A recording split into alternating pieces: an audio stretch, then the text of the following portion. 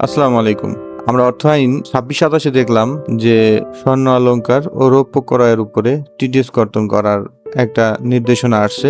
ধারাটা সংযুক্ত করা হয়েছে ধারা ১১২ ক। আমরা ১১২ ক এর সারসংক্ষেপ আজকে দেখব।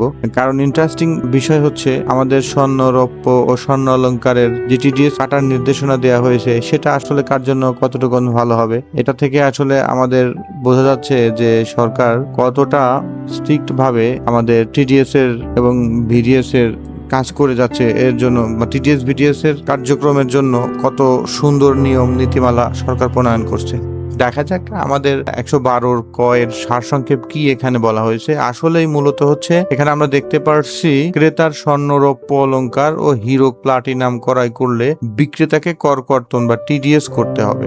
এখন এখানে যদি ক্রেতা টিডিএস কর্তন না করেন তাহলে বিক্রেতার নিকট হইতে 0.5% হারে উৎসে কর কর্তন করে সরকারি কোষাগারে জমা দিতে হবে। এখন টিডিএস কর্তন করতেই হবে। সো এখন আমরা সবাই সাবধান হয়ে যাই।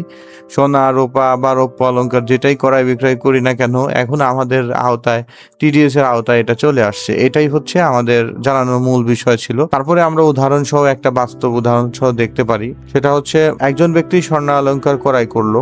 ২ নম্বরের স্টেপে হচ্ছে কর্তন যাচাইয়ের ক্ষেত্রে যেটা বলা হচ্ছে ক্রেতা টিডিএস কর্তন করেনি। এখন উৎসে করের কি অবস্থা? উৎসে করের ক্ষেত্রে বিক্রেতার নিকট হতে 0.5% হারে কর কর্তন করতে হবে। স্বর্ণ অলংকারের মূল্য সাপোজ আমরা ১০ লাখ টাকা, এখানে উৎসে কর আমরা 0.5% ৫,০০০ টাকা। গুরুত্বপূর্ণ তথ্য হচ্ছে কর্তনকৃত ৫,০০০ টাকা সরকারি কোষাগারে সরাসরি জমা দিয়ে দিতে হবে। এটাই হচ্ছে ১১২ ক সংযোজন করা হয়েছে সোনা, রূপা ও স্বর্ণ অলংকার ক্রয় বিক্রয়ের জন্য। আজকের জন্য পর্যন্ত।